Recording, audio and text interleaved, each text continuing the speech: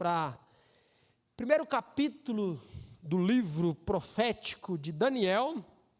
Nós olharemos para esse texto, mas antes eu gostaria de inteirar os irmãos do contexto desta carta, o que está acontecendo, para a gente então melhor aproveitarmos o que o capítulo 1 diz, extremamente envolvido em dados históricos.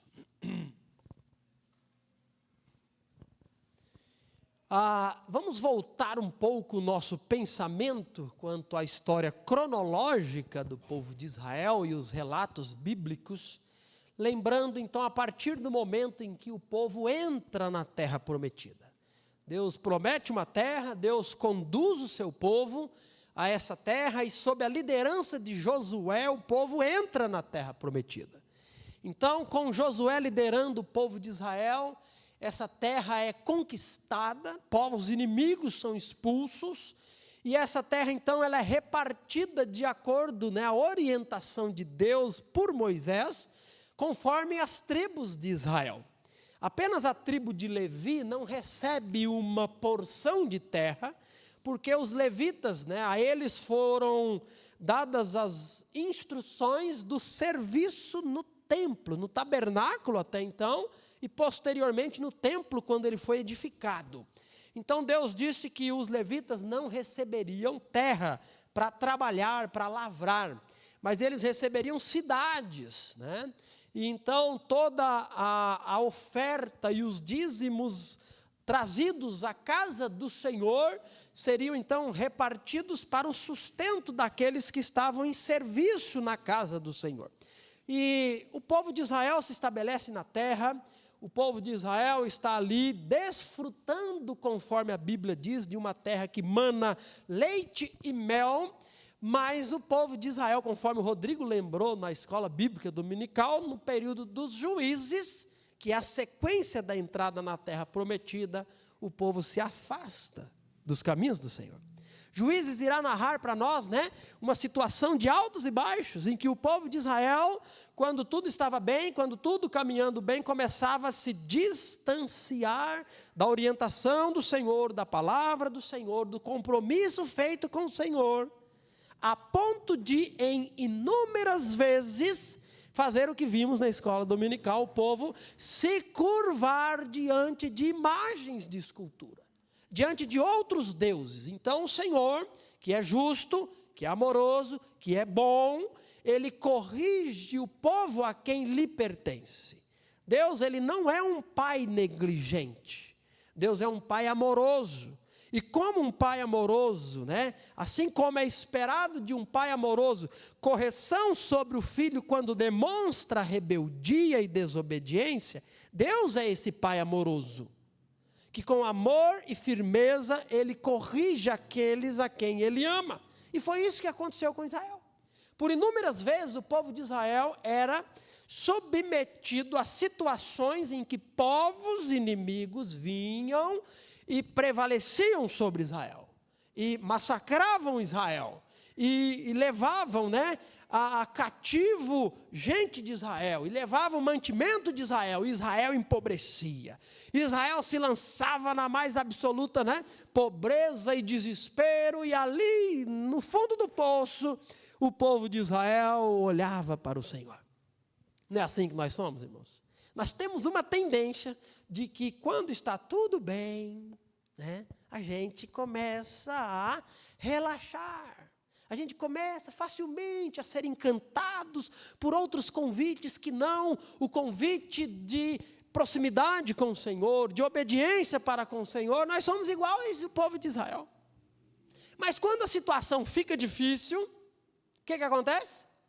A gente tende a refletir, a meditar, a considerar algumas coisas, e a gente, se formos sinceros e humildes e honestos, nós vamos nos voltar para Deus e dizer: Senhor, me perdoe. Senhor, eu tenho falhado. Senhor, me renova. Senhor, derrame a tua misericórdia sobre a minha vida. Senhor, me coloque novamente na tua presença. Ou conforme o salmista Davi ora, Senhor, restaura-me a alegria da tua salvação. E o povo de Israel seguiu, irmãos, por anos dessa forma. Lá na terra prometida, o povo morando, chega um momento que o povo escolhe ter um governante. Nós queremos um rei. Nós estamos vendo nações que têm um líder, que têm um rei. Nós queremos um rei. E Deus havia dito, não escolha um rei, eu sou o seu rei. E o povo quer um rei, e Deus permite o povo passar dali então ser uma monarquia.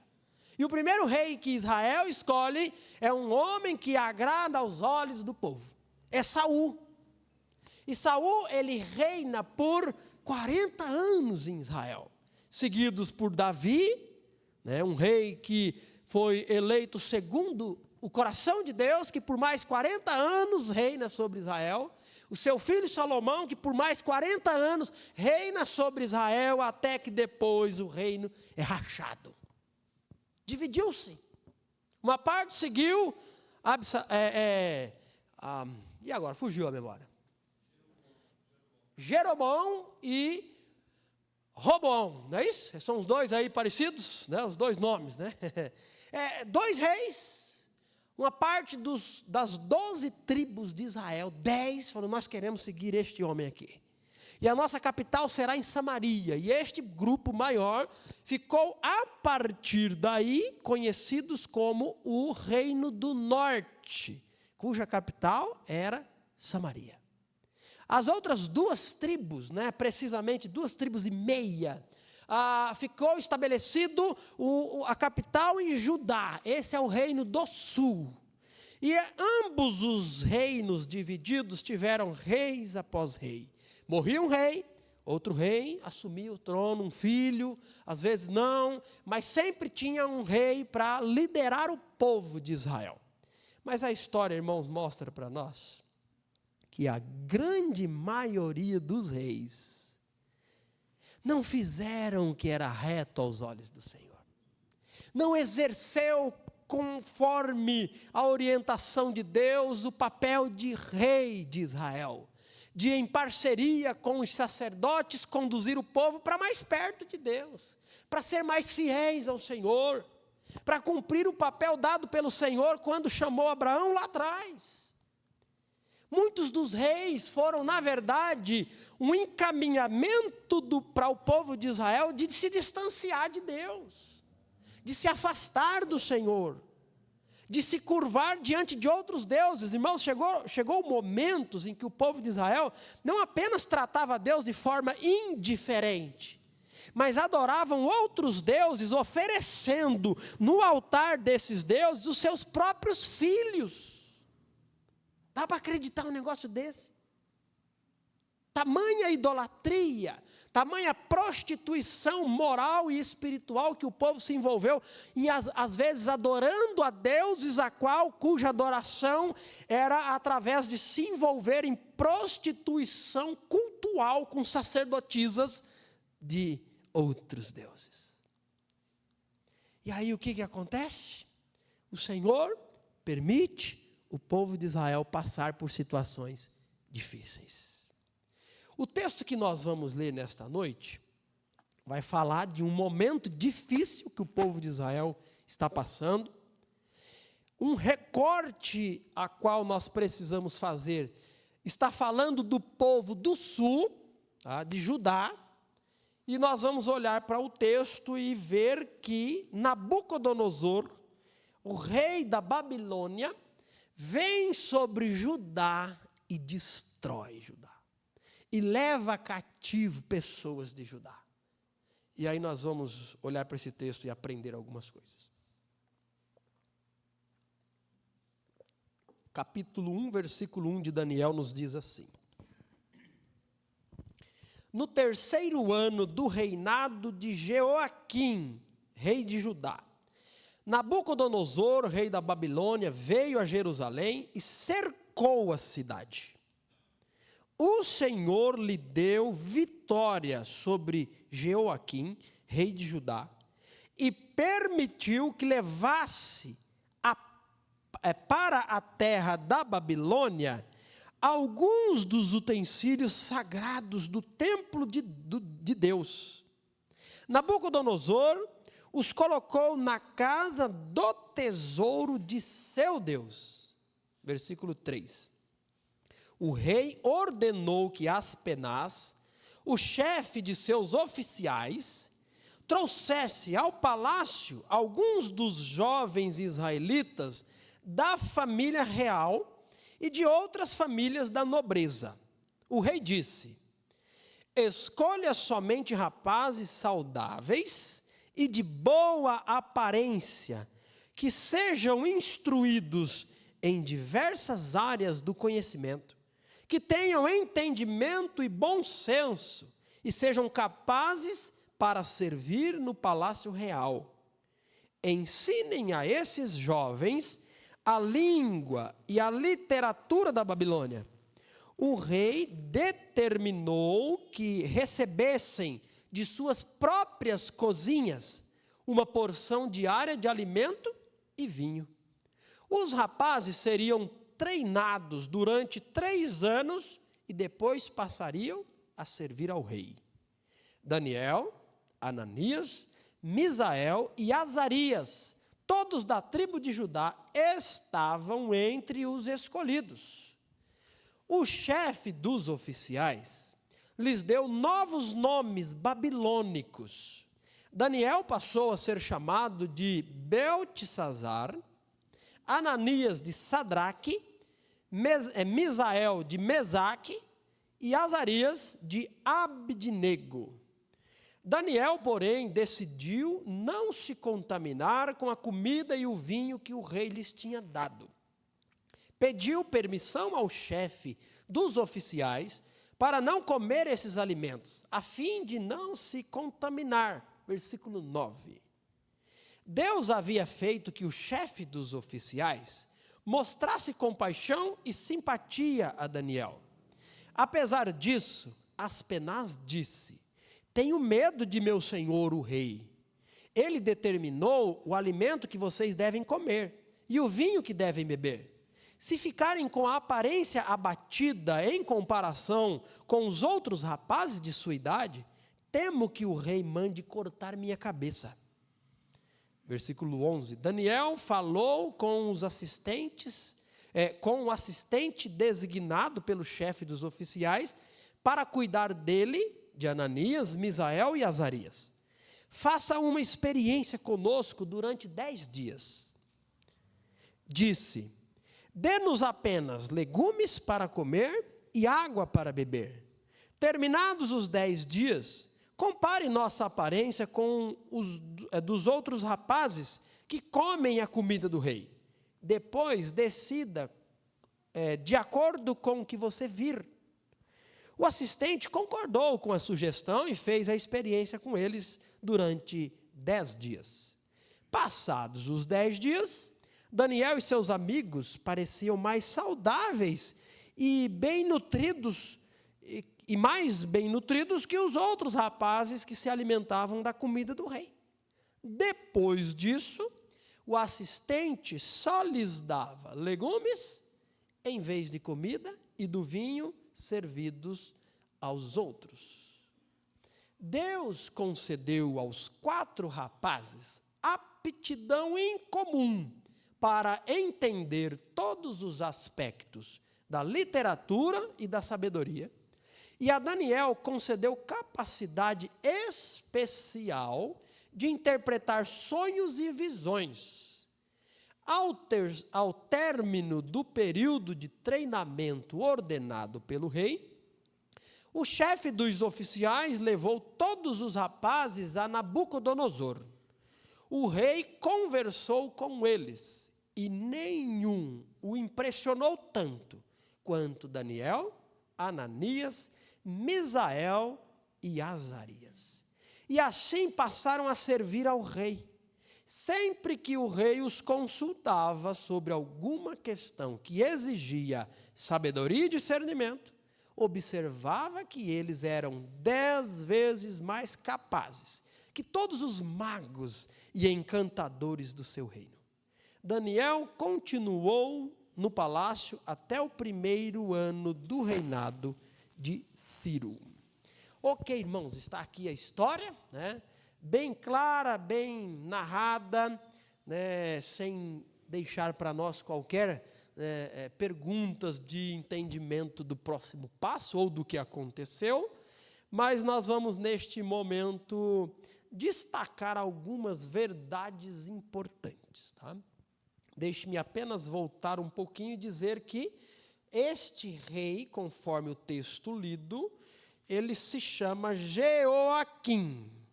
Tá? Não é Joaquim, não, mas Jeoaquim. E para os irmãos terem ideia, de maneira geral, esse rei foi um rei que fez o que era ruim aos olhos do Senhor. Não foi um bom rei. E para que os irmãos também entendam o contexto a qual Daniel está inserido dentro do seu próprio povo, os últimos 5 reis, 4, incluindo Jeoaquim, foram reis que fizeram o que é mal aos olhos do Senhor, que não conduziu o povo para perto da palavra do Senhor. Apenas o rei Josias, que esteve entre esses últimos 5 reis, fez o que era reto ao Senhor, chamou o povo à proximidade com a palavra de Deus, chamou o povo a um arrependimento. Mas Jeoaquim é um rei que não tem feito o seu trabalho correto. Então, assim, o contexto interno de Daniel e seus amigos e qualquer israelita, ele não é favorável para alguém que quer ser fiel ao Senhor. Acabamos de cantar vários hinos nessa direção, de fidelidade ao Senhor, de proximidade com o Senhor, de obediência para com o Senhor. O contexto de Israel não é favorável para quem quer ser cristão, para quem quer obedecer ao Senhor. Só que o texto apresenta para nós uma situação que é externa ao povo de Israel, que é Nabucodonosor e a Babilônia, o exército babilônico, que vem e cerca Judá. Irmãos, eu gostaria de destacar uma verdade que não é a principal do texto e as que quero destacar, mas não posso deixar de pontuar. O texto diz para nós o seguinte, versículo 2: o Senhor lhe deu vitória sobre Joaquim. Olha que coisa intrigante para nós. Deus, o santo e bom, justo Senhor, que formou o povo de Israel, está nesse momento usando, trazendo e permitindo e causando sofrimento no povo de Israel, seu povo, dando vitória para Nabucodonosor. Por que isso é intrigante para nós? Porque nós construímos um sentimento de que pertencer ao Senhor significa que nós estamos isentos de dificuldades. De que o Senhor, ou conforme o próprio povo de Israel, nutria o desejo, o sentimento de que jamais o Senhor permitirá derrota a ponto do nosso glorioso templo ser danificado. Aqui está a presença de Deus. E Deus permite uma situação que os utensílios sagrados ao serviço do Senhor são roubados e levados para ser usados no templo de deuses pagãos. Como que isso é possível? O próprio Deus trazer Nabucodonosor, permitir cercar a cidade, e o versículo 2 diz que Deus deu para Nabucodonosor vitória sobre Jeoaquim, sobre Judá. E isso nós temos dificuldades enormes de aceitar, porque isso não casa com a nossa visão de Deus, né? A visão em que o cristianismo atual tem desenhado de Deus, não bate. Porque a visão de um Deus que é amor, é de um Deus que jamais, né, permitirá alguma situação parecida como essa. Que Deus a qual nós servimos, que está no controle de todas as coisas e das nossas vidas, Ele vai nos envolver em glórias e em vitórias. E nós estamos reproduzindo aquilo que a nossa capacidade humana tem de definir o que é bom e mal. Então, aquilo que causa sofrimento, dor, angústia, provação, tribulação, a gente chama de mal. Isso é mal, isso não vem de Deus. É isso que nós fazemos, não é? Nós abordamos assim, não vem de Deus. Aquilo que traz regozijo, alegria, prosperidade, saúde, né, tranquilidade. Isso é de Deus, é isso que Deus tem para mim, é isso que Deus quer derramar sobre as nossas vidas. Mas, irmãos, o texto não está dizendo isso. O texto está dizendo que Deus trouxe Nabucodonosor e permitiu ele invadir Judá, derrotar o povo de Israel, entrar no templo, saquear o templo e levar jovens cativos. Foi Deus quem permitiu isso. Isso, na verdade, fica muito claro e explicado para nós quando nós saímos de um zoom, né? Nós damos uma olhada, a nossa visão ela é um zoom, né? E o zoom contempla apenas aquilo que eu mencionei como algo bom, próspero, saúde, riqueza, bênçãos, né? Vitórias e glórias. Essa é a bondade de Deus. Mas quando a gente retira o zoom desses focos que nós escolhemos fixar o olho, nós vamos contemplar, na verdade, um Deus que em amor e em bondade trouxe essa situação para Israel. Permitiu Israel tomar uma sova, permitiu os seus sagrados utensílios ser levados, permitiu Daniel e todos esses rapazes que foram levados, e posteriormente Nabucodonosor volta e leva todo mundo. Foram mais do que uma investida. Deus está permitindo isso por quê? Porque Ele ama Israel, porque Ele é amoroso.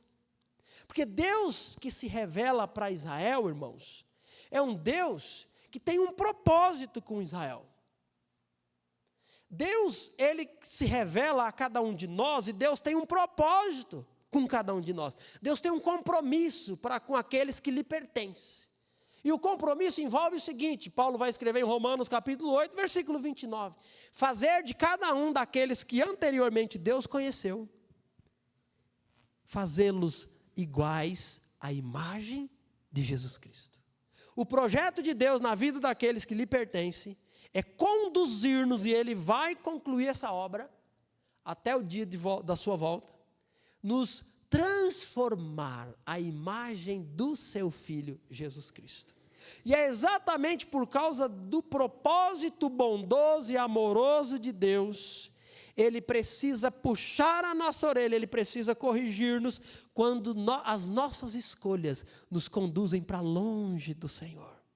E nos envolvemos em tantos emaranhados, que de repente a gente está tão longe e tão distante, que o Senhor precisa usar um rei chamado Nabucodonosor para vir e com mão de ferro trazer juízo sobre o seu povo. Então o que nós estamos vendo aqui não é a tirania de um Deus que se alegra com o sangue derramado. O desejo de Deus nunca foi que Israel se distanciasse. Deus não planeja o desvio de ninguém, irmãos, a queda de ninguém. O desejo de fazer aquilo que agrada o nosso coração é nosso, não é de Deus. Pelo contrário, Deus diz, renuncie a si mesmo, tome a sua cruz e siga-me. Quando nós excedemos e o nosso coração pulsa tão forte a ponto de fazermos aquilo que desagrada a Deus, Deus precisa nos trazer de volta. E é isso que nós estamos vendo aqui. Mas uma coisa muito positiva em tudo isso é percebermos que nós podemos descansar no fato de que as nossas escolhas, por mais que elas nos coloquem numa posição de não permitir Deus ser o Senhor da situação das nossas vidas ali, Deus continua sendo Senhor. Deus continua conduzindo para os fins escolhidos por Ele. E Ele não abandona o projeto, porque a nossa escolha não está em concordância com a sua vontade. O poderoso Senhor permite situações nas nossas vidas, mas jamais perde o controle. Mesmo quando não damos, agora eu achei o que eu queria ler, mesmo quando não damos a permissão para Deus ter o governo da situação, ainda assim Ele prevalece e no fim sempre é feita a sua vontade e seu nome é glorificado. Aí eu pergunto, você tem vivido a contribuir com a vontade do Senhor? A somar?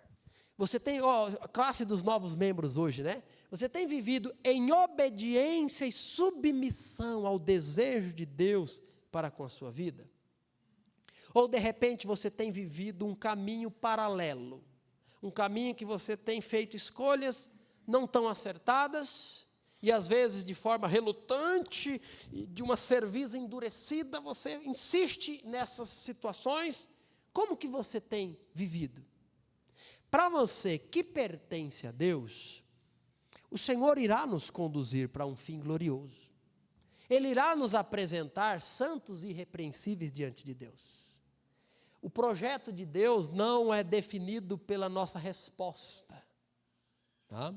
Mas há uma diferença muito grande entre chegarmos na presença do Senhor e ouvirmos do nosso próprio Deus: muito bom, servo bom e fiel, entra no gozo do teu Senhor, do que de repente apenas entrarmos unicamente porque o Senhor decidiu fazer, mas pouco somamos, não para conquistar, porque não é por soma, mas pouco somamos por uma gratidão daquilo que Ele fez. Deus está conduzindo a história. E a partir dessa verdade destacada, eu gostaria de pontuar alguns detalhes sobre a escolha de Daniel, que o coloca no caminho da integridade. Tá? Ficou muito claro também, né? Não resta muito o que inventar, não, é só explicar algumas coisas, mas nós vimos no texto que esses rapazes são levados, e tem vários detalhes aqui. Ele não disse, né, a Aspenaz, Nabucodonosor não disse ao chefe dos oficiais que levassem homens de 40 anos. Também não disse para levar criança, não. Disse para levar jovens. Tá? Os estudiosos dizem aqui, essa faixa etária estava na casa dos 15 anos, muito provavelmente. Por que isso? Nós sabemos, né, que essa faixa etária tem uma facilidade enorme de uma adaptação a uma nova realidade, a uma nova cultura, e aquilo que estava sendo proposto pelo rei Nabucodonosor. E a ideia era a seguinte, não é para chamar Chique Francisco, não, né? Não é Raimundo e todo mundo, não. Vai chamar, né, da família real, da nobreza. Né? Não é para chamar do povão, não. Chama dos mais, né, bem posicionados socialmente falando. Por quê? Porque aqui já estava provavelmente rapazes mais bem encaminhados academicamente, na educação, mais versados, né? É impressionante como classes mais, né, estabelecidas têm acesso a coisas mais também significativas quanto a isso. E isso é assim desde que o mundo é mundo, né? Então, o rei tem um planejamento. Eu quero no meu palácio ser assistido por pessoas capazes. Então, nós vamos treinar. O que está acontecendo aqui é a proposta de uma bolsa integral na faculdade da Babilônia. Essa é a ideia aqui. Você pegou isso? Eles vão lá receber toda a instrução na literatura babilônica, toda a ciência, todo o conhecimento. Então, não dá para levar, né, quem não tem habilidade ou capacidade ou inclinação para isso. Agora, é interessante também que, por mais que seja positivo do ponto de vista de Nabucodonosor, não é positivo do ponto de vista de Israel. Tem nada bom aqui. Eles estão sendo levados cativos. Eu mencionei, né, a ideia de uma bolsa na faculdade da Babilônia, mas não era isso, porque hoje nós falamos desse assunto. Ganhou uma bolsa, isso é positivo, né? Nós sempre vibramos com isso, então não há nada de positivo nessa situação. Eles foram arrancados de suas famílias, eles foram tirados. E eu não sei se você já teve o prazer ou o desprazer, depende do contexto e do que envolveu, mas eu não sei se você já esteve em um lugar de outra língua, ou em outro país, que não é a sua fala, alguma coisa assim. Normalmente, o que acontece? Né? por mais que, se for passeio, se for positivo, você se encanta, né? Ninguém vai passear na periferia, ninguém vai passear na favela. O cara vai escolher pontos turísticos e fica encantado. Mas se tem uma coisa que incomoda, é tudo que você ouve em outra língua. Não é na sua língua. Não é gostoso de estar. Não é fácil de estar. Agora, passeando é tranquilo, é suportável. Agora, imagine, né, tendo que fazer, talvez, aquilo que você nem gostaria de estar fazendo. Mas é obrigado. Essa é a situação desses jovens. E eu gosto de pensar também nessa idade, porque é interessante, né? Essa idade é uma idade difícil, não é? É uma idade difícil. Eu não sei quem começou a inventar que esse negócio é difícil, eu só sei que é difícil. Tá? Eu acho que algumas coisas é assim porque nós erramos demais, tá? Porque o governo erra, porque nós erramos, porque eu lembro da minha própria realidade ou de vocês mais maduros aqui, não tinha muita dificuldade não, na adolescência, né? Não tinha muito rebeldia, né? Como é que é? Eu lembro que eu comecei a ficar muito, né? Vou usar uma expressão que os mais velhos vão lembrar. Eu comecei a ficar muito queixo duro em casa, né? Falando, respondendo. Meu pai falou, espera aí, né? Vem aqui, você vai começar a me acompanhar, meu amigo. Vamos para a roça. Vamos para a roça. Meu pai nunca me forçou, meu pai nunca me espancou. Mas quando a gente faz o que precisa ser feito, a gente não colhe muitas vezes a realidade atual da cidade hoje, que a cidade é complicada. Você não pode. Esses dias, deixa eu ver aonde que foi. Lembrei-me, sexta-feira, para um parente, né, eu mencionando sobre uma situação que eu coloquei uma determinada quantidade de tijolos, né, assentando lá no Léo, Rony, né, num método novo de argamassa, eu falei, eu coloquei tantos tijolos até 10 horas. Aí o cara falou assim, né, você estava sozinho? Eu falei, não, o Joãozinho estava servindo tijolo para mim. O quê? Não pode, não. Não pode ir além da capacidade da criança. Agora, o pensamento moderno da cidade e do próprio governo é que você não pode, né? Nada. E aí a gente cria adolescentes rebeldes, revoltados e toda essa situação. Meu amigo, tem muita coisa que amansa adolescente bravo, viu? Se a gente pudesse plantar aqui, né? E dar aula para capinar uma enxada cega e vamos no sol quente. E o bicho fica mansinho, mas não vem o caso aqui, irmãos. O ponto que eu quero destacar é o seguinte: Daniel é adolescente, é esse tipo de jovem, e vai um bando de jovens. E sabe o que eu não vejo nessa situação desagradável? É rebeldia. Não, como é que é? Vamos proteger, vamos queimar pneu, vamos para a Avenida de Babilônia, nós vamos protestar, nós vamos fazer a nossa voz ser percebida, e nós vamos para as redes sociais, nós vamos postar, e que isso não presta. Não há essa atitude, não há. Eu fico revoltado quando eu olho o posicionamento assim de muita gente, vamos falar, muitos cristãos, que acham que tudo está dependendo da sua voz, está precisando da sua voz, né? Lembrei da palavra. Eu vou denunciar algo muito sério, que não sei o quê.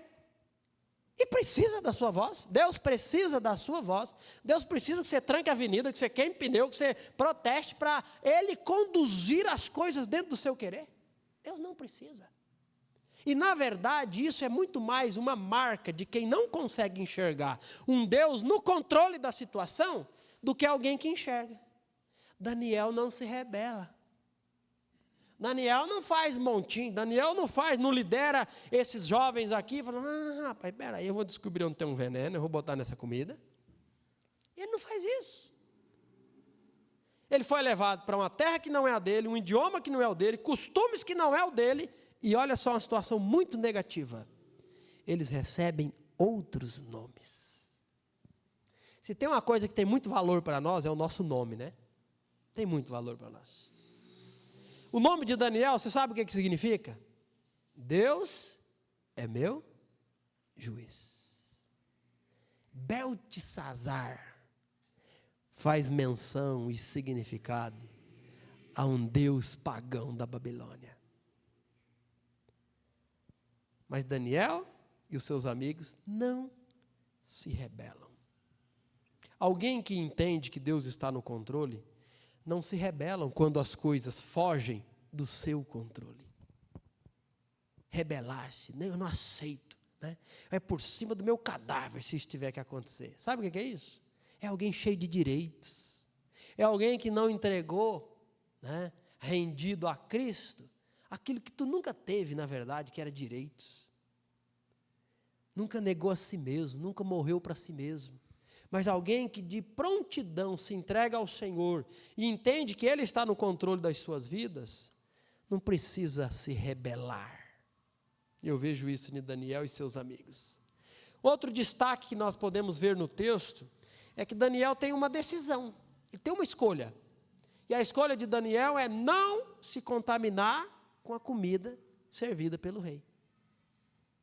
Eu confesso que eu não olhei com tanta atenção para o contexto econômico de Israel nesse momento, mas Israel passou poucas e boas em várias situações em que a comida foi escassa.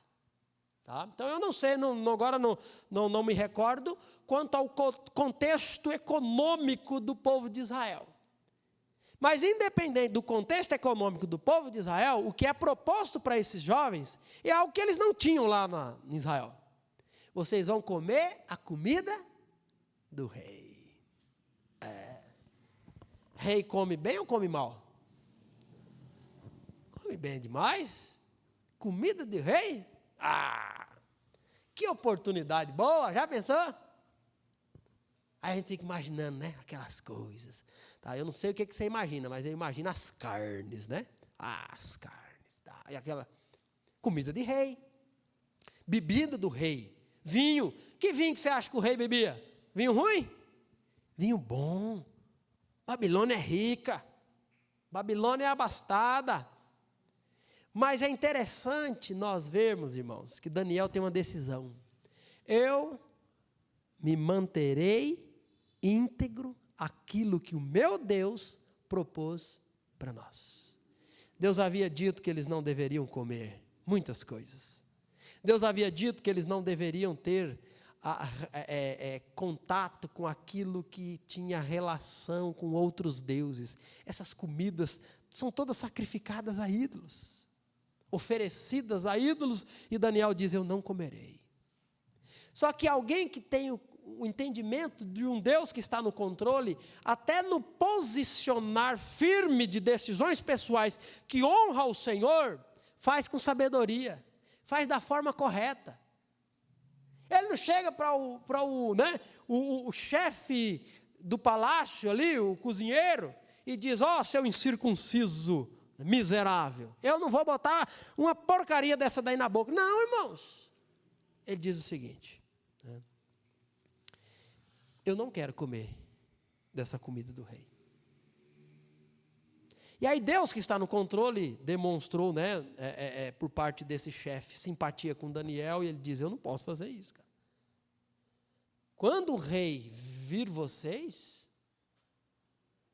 vão estar aí, né? E agora? Pálido? Não, faz o seguinte: nos dê legumes. Olha, eu estaria lascado aqui, hein? Ele diz assim: nos dê legumes e água.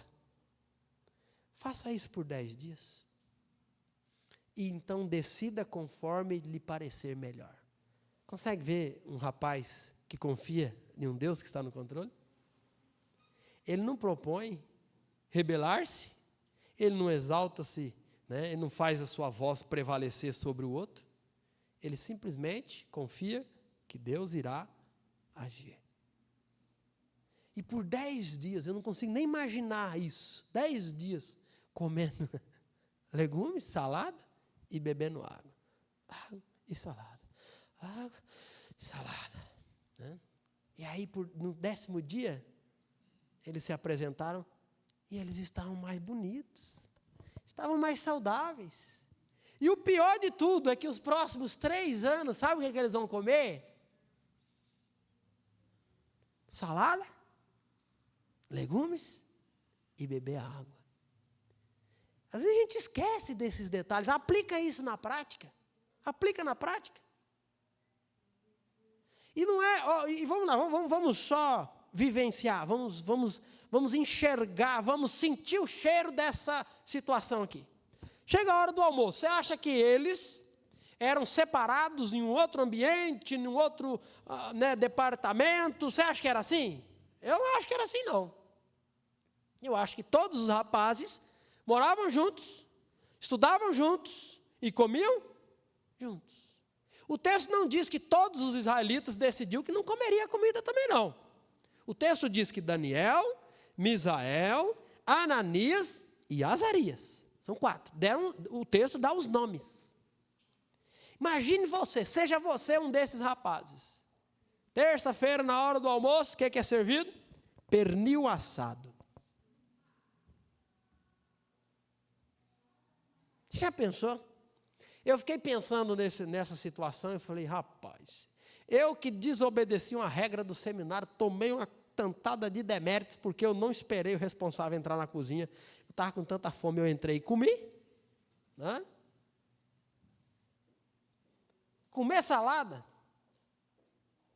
Esses dias eu vi um videozinho e falou, ninguém fala sobre, mas que cheiro dessa salada, que eu estou doido para comer essa salada, olha o cheiro dessa salada. Ninguém fala sobre isso de salada. Fala de uma carne assada, fala de alguma, não é? Irmãos, por 3 anos, esses jovens não comem dessa comida, porque eles escolheram não desonrar o meu Deus nesse aspecto.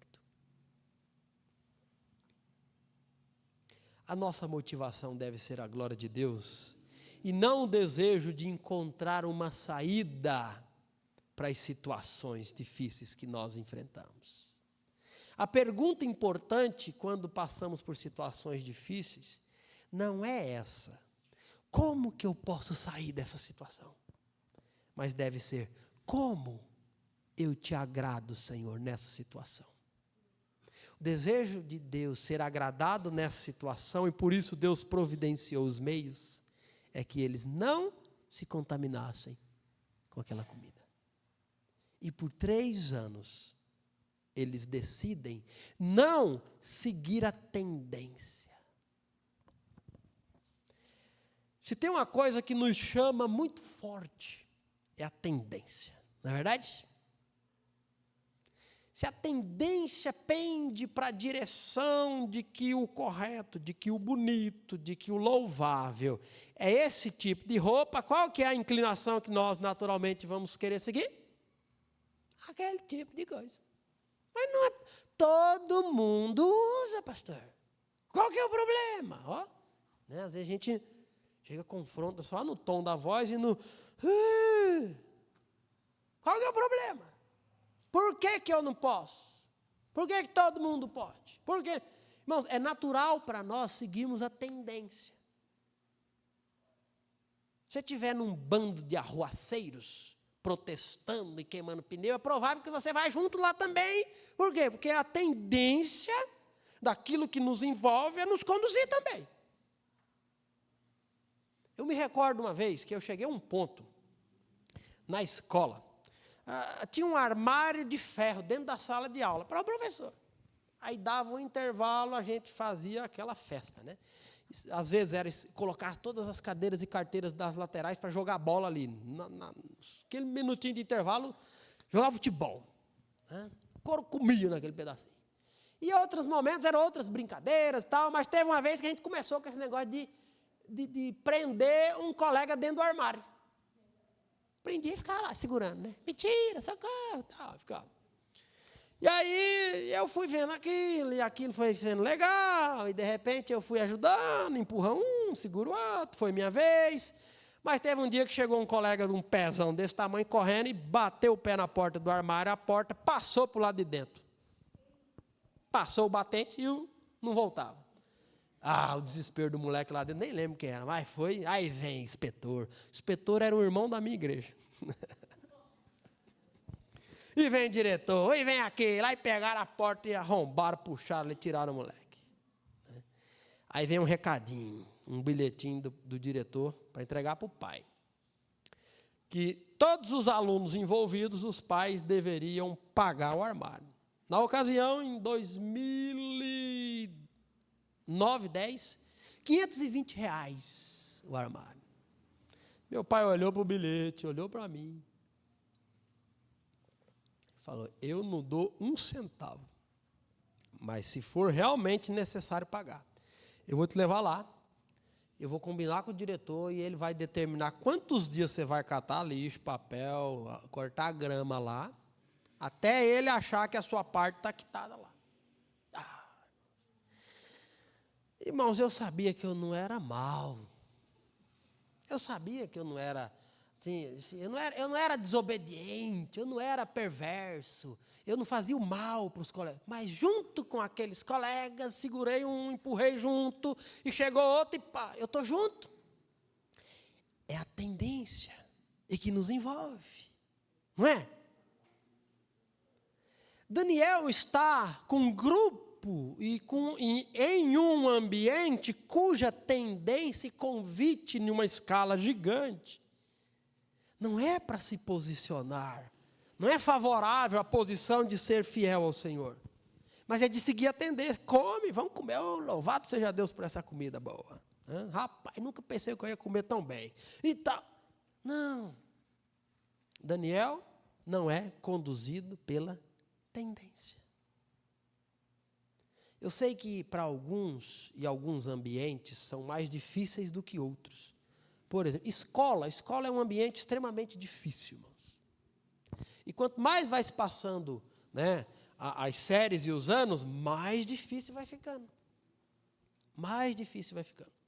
Eu da 7ª série em diante, eu nunca fui aluno estudioso, nunca. Mas da 7ª série em diante, eu não estudava de forma objetiva. Eu não estudava. Não estudava. Eu entrava no primeiro semestre, bimestre, com um caderno de uma matéria. E eu terminava o ano com aquele caderno íntegro. Eu não escrevia nada. Eu não estava nem aí. Eu não estava nem aí. Eu não estudava para a prova. Eu faltava em todas as coisas que não era obrigatório ir, qualquer festinha, qualquer coisa. E o ponto que me fez detestar e não querer a escola era exatamente a tendência de que, se não fosse daquela forma, você... Quantos apelidos, quantas chacotas, quantas e quantas acusações de, rapaz, tu não é homem, não. Quantas e quantas investidas, e um que ajeita aqui, e outro, a fulana lá vai estar te esperando já. Eita, aqui. A tendência é contrária a seguir o que Deus espera de nós. Mas Daniel se posiciona em não seguir essa tendência. E o resultado? Último aspecto para observarmos da vida de Daniel. Deus abençoa Daniel de uma forma extraordinária. Ninguém de todos os rapazes é tão abençoado quanto Daniel, Misael, Ananias e Azarias. No final de tudo, o rei chama todo mundo e conversa com todo mundo, há um diálogo. Não existe um rei tonto, viu? Não existe um chongo rei. É esperado e às vezes acontece, né? Sai fora da... Mas todo líder, ele é esperto, pelo menos. Ele sabe quem sabe e sabe quem não sabe. Então o rei aqui em diálogo com todos os rapazes, e não é à toa que o texto diz o seguinte, que Daniel e os seus amigos, o rei percebe que eles eram 10 vezes mais capazes e habilidosos do que os demais. E isso se aplica aos encantadores, aos sábios do palácio. Homens que nasceram ali na Babilônia, viu? Não chegaram com 15 anos. Que tem vantagem sobre Daniel. O texto diz que Daniel e os seus amigos eram muito mais sábios e prudentes do que os próprios encantadores do rei. Irmãos, Deus sempre honra aqueles que decidem agradá-lo, a obedecer. A fidelidade não passa desapercebida por Deus. Deus recompensa. Deus é um Deus que trabalha para isso, para trazer a recompensa justa a cada um. Então, Deus está no controle de tudo. Você, eu pergunto, está somando com o Senhor ou relutando em cooperar com Ele? Deus sempre recompensa a fidelidade, bondade, santidade, generosidade. Ele tem um compromisso direto com quem anda em seus caminhos e se esforça para lhe ser fiel. Vale muito, irmãos, vale muito a pena servir ao Senhor. Vale muito. Vale muito a pena não se contaminar, mas se esforçar ao máximo para corresponder conforme Pedro e que estudamos recentemente. As grandes e enormes e numerosas promessas sobre nós. Onde que você está em tudo isso? Você está perto de Deus, enxergando o controle do Senhor, cooperando com Ele? Ou você está distante do Senhor? Enquanto nós nos preparamos para cantar um hino encerrando o culto, eu te pergunto, onde está você? Deus está no controle. Às vezes as situações difíceis nas nossas vidas surgem não apenas para que nos retornemos aos caminhos do Senhor, mas para que nos acheguemos ao caminho do Senhor. Deus está no controle daquele que pertence, a Ele, mas Deus está no controle daqueles que lhe pertencerão. Se você ainda não pertence ao Senhor, se entregue ao Senhor. Arrependa-se dos seus pecados, confesse-os e tenha salvação de graça, pela graça. Se você já tem a salvação e tem de repente, relutado quanto à direção em que Deus tem conduzido a sua vida neste mundo, renda-se ao Senhor. Seja por Ele direcionado, decida-se em não contaminar-se com este mundo, e não seguir a tendência, e não rebelar-se, mas a fazer aquilo que Deus espera de alguém que foi por Ele alcançado. Onde você está? Vamos cantar um hino nesta noite, então encerraremos nesta oportunidade. Qual? 279 do Voz de Melodia. 278. Um servo teu. Ok, ótimo.